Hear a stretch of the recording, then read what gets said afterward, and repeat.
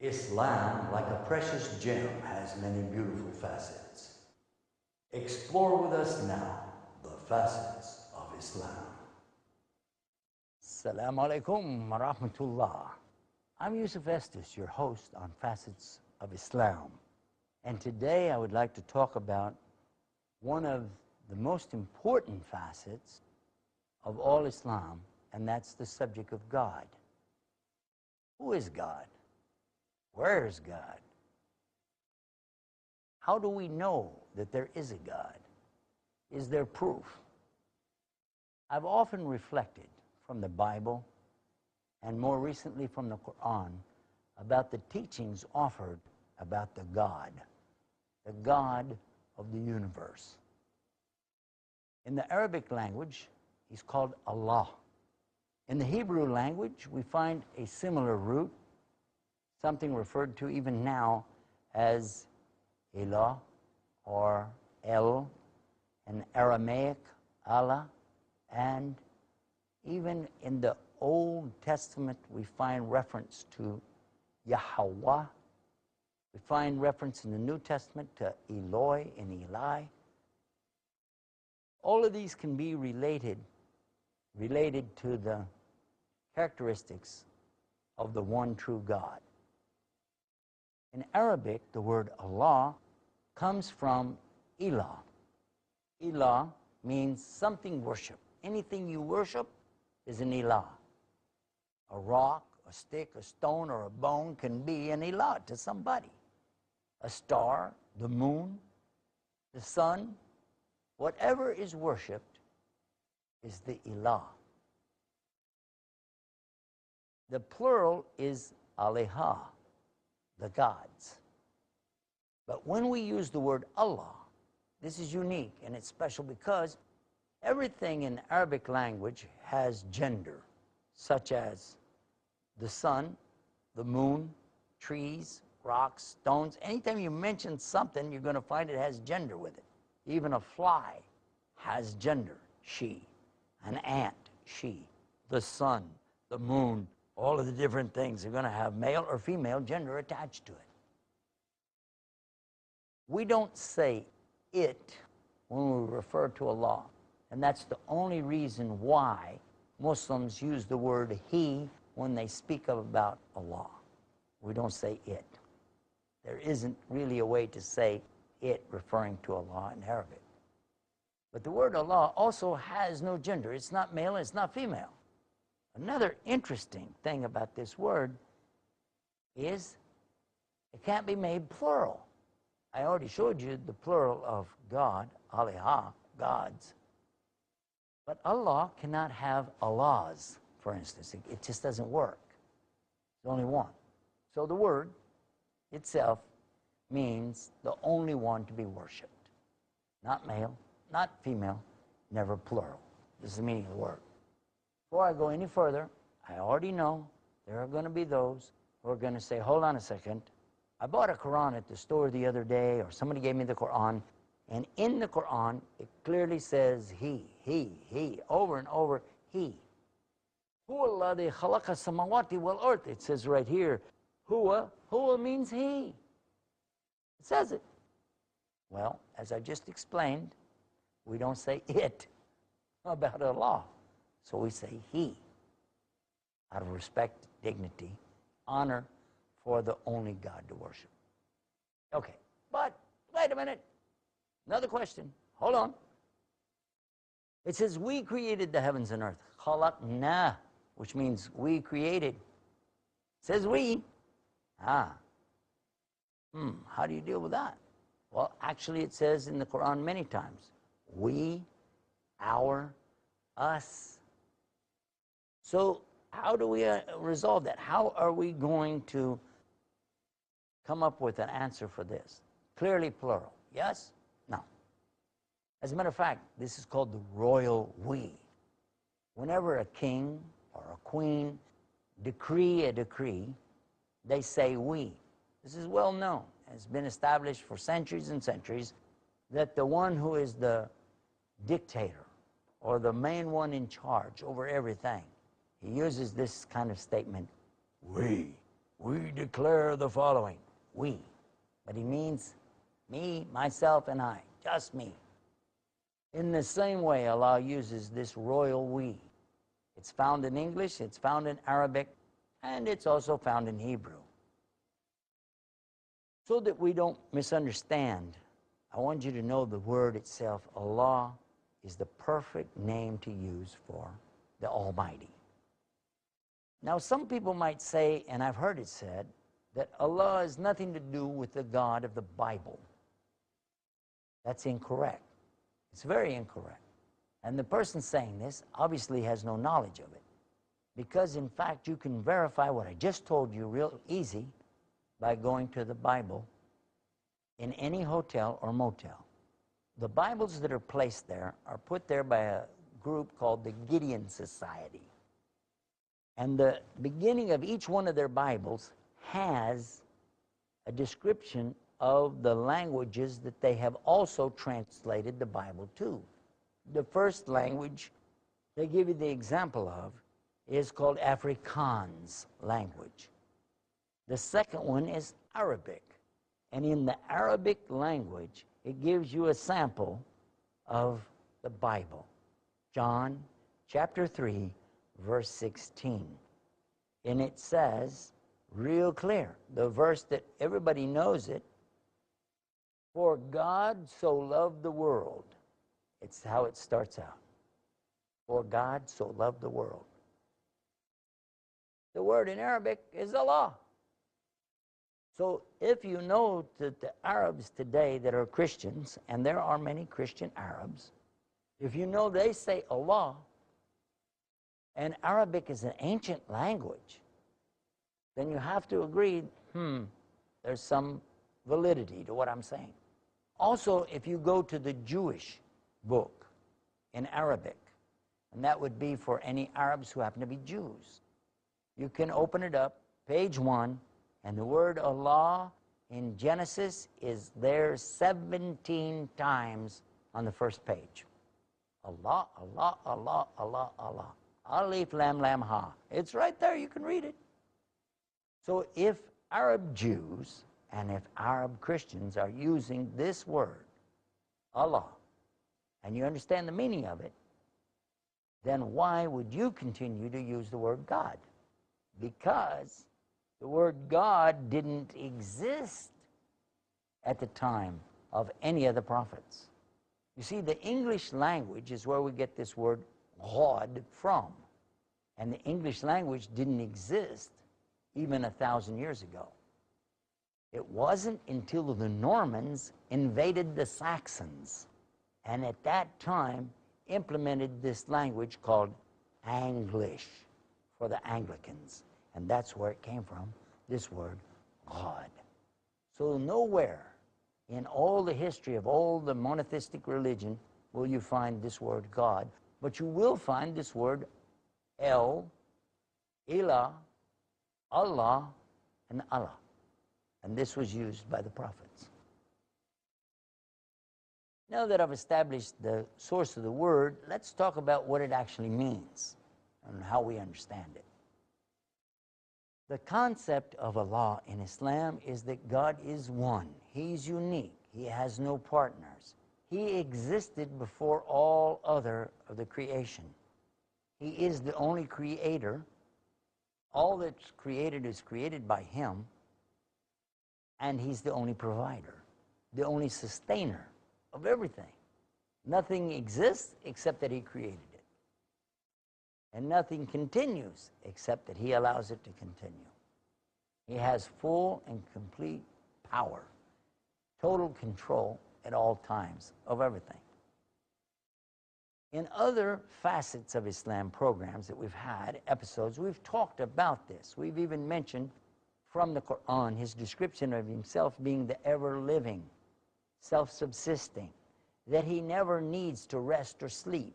All that's in the heavens and earth belongs to Him. And that there's none that's going to come between Him and His creation except that He has to give Him permission.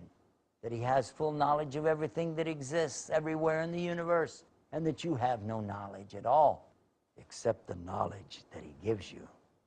It even continues by saying he never gets weary from taking care of all of his creation.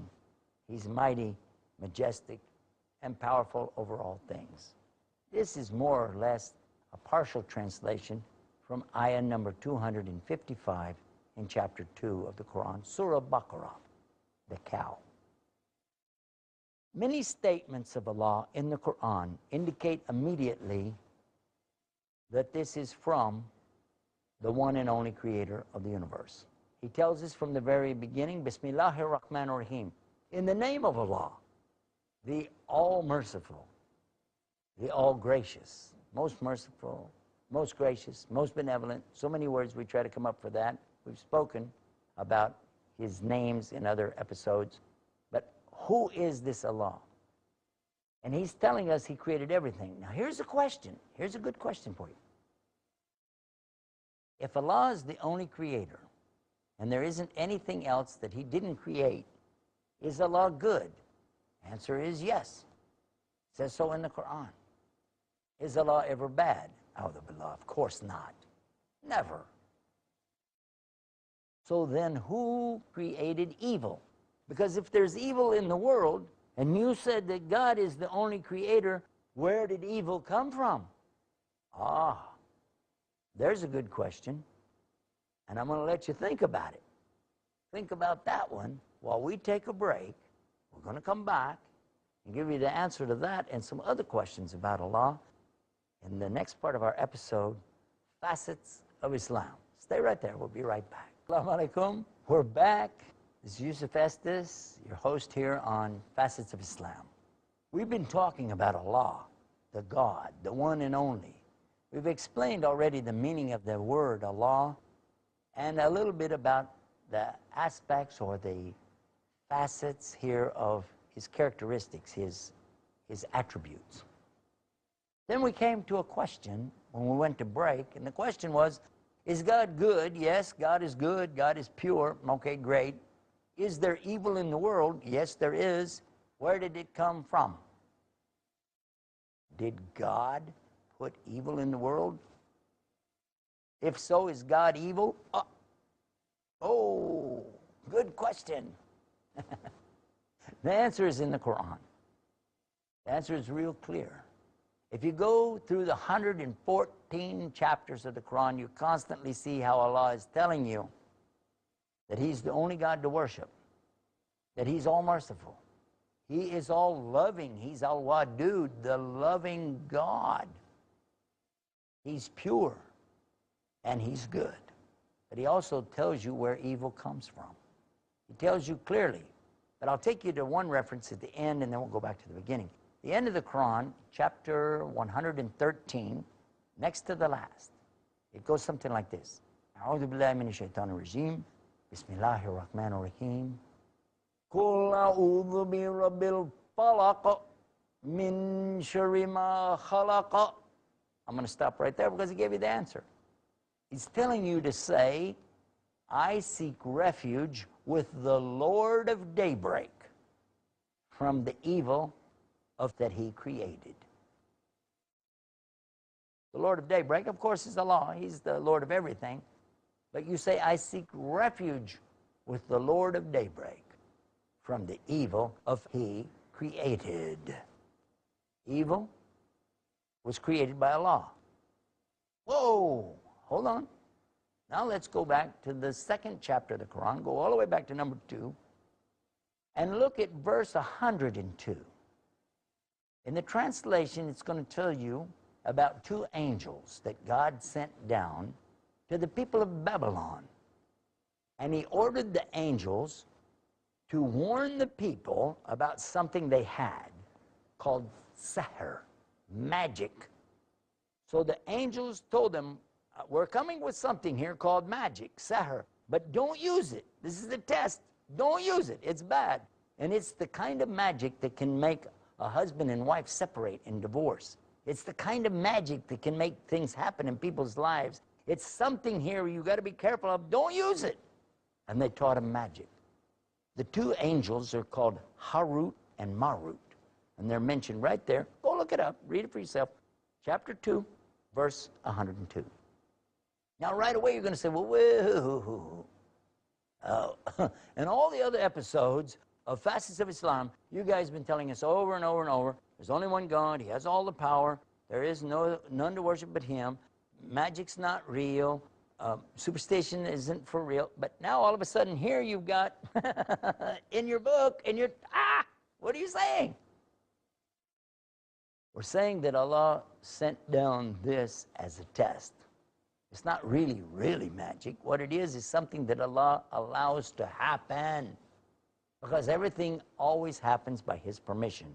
In one of our other episodes when we spoke about Qadr, we understood that there isn't anything that happens except by his permission, totally and completely from him.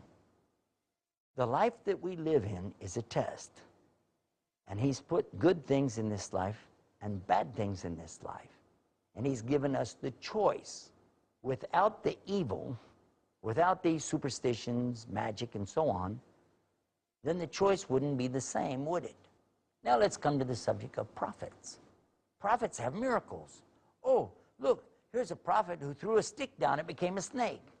A prophet who hit the water, it split, and the people walked through the water. A prophet that had a rock that split open and a camel came out of it. Another prophet who brought the dead back to life.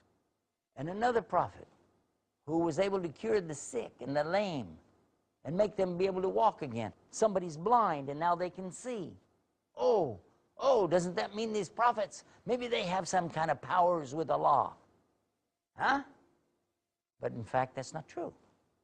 Every case that we find about these prophets mentioned in Quran says that they only did it bi'idhnillah, by the permission of Allah. He let it happen. We call it mu'jiza or a miracle, but really it's from Allah, bi'idhnillah, his permission. Anything that happens by his permission. Have you ever heard Muslims talk? They say, MashaAllah, MashaAllah. Do you know what it means? It means because Allah willed for this to happen. Oh, somebody got a good job. MashaAllah, because Allah willed. Oh, somebody had a new baby today. Oh, MashaAllah, because Allah willed. Anytime you see anything, you say, MashaAllah. Somebody got sick. We say, MashaAllah, it's from Allah. But may Allah give them shifa, or the cure. Because the cure also is only with Allah. We understand as Muslims, nothing happens except by the permission of Allah. One of the things we know in Islam, that sometimes people could be praying and asking for something, and there was something horrible coming right toward them. But then Allah diverted it, and it went away, and they never had it happen. They didn't even know what it was. They didn't know it took place. So it's always important for us to keep asking Allah, turning to Allah, seeking refuge in Allah from the evil that he created and from the evil inside ourselves. Because every one of us has within us the capability to do evil. Oh yes, we all have that. It's so easy, isn't it? Oh, you don't know how mad I can get. You don't know how bad I can be. Have you heard people say things like that? You just don't know how bad I can be. That's not too smart, is it? I don't hear people say too often, you don't know how good I can be. Oh, I can be better than this. Well, do it. Let's do that. Let's focus, really, you and I, let's focus on seeing how good we can be instead of how evil. Whoever does anything good for the sake of God, for Allah, he knows that, and it's recorded and it's with him. Don't worry about that. But whoever does any evil, and he doesn't repent from that, he's going to have to answer for that on the Day of Judgment. Because in the final analysis, everything is going to be judged only by Allah. He tells us in the Quran about those people who come to the right belief and they do the good deeds. And he tells us that the reward is with them. The ajr will be with them, and they'll find it on the Day of Judgment. It's going to be there waiting for them. And he says that he's the one going to be there for that judgment. And he asks us, Alaysa lahu bi'ahkamil hakimin? Isn't Allah the best of all the judges? And he tells us in the Quran, Inna lillahi wa inna ilayhi raji'un. that from Allah you came, and to Allah is the return. And that doesn't mean that you came out of Allah and you're going into Allah.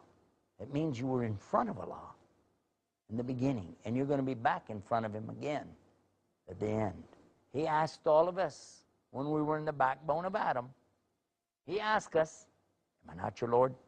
And we all said yes. Then He made us to forget that. We don't have any memory of it.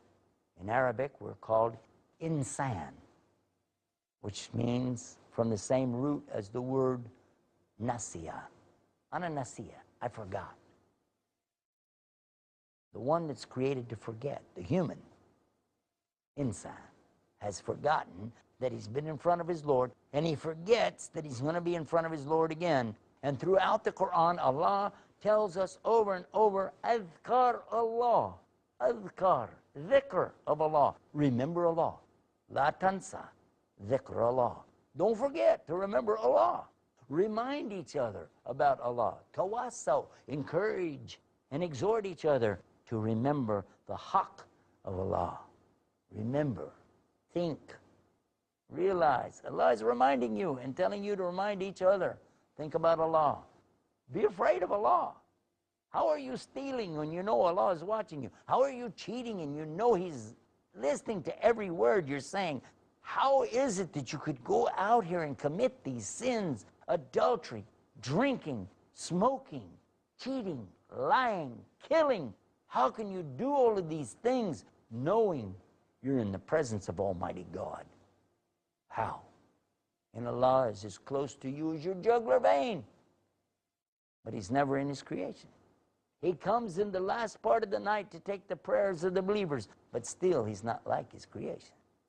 We don't compare Him to the creation. He's not like anything. He says, وَلَّمْ يَكُلْ لَهُ كُفُوًا أَحَدٌ. And there is nothing like unto Him anywhere, anytime, any place, and He is unique. Ahad, ahad, ahad. And this is the word which means uniquely one in Arabic.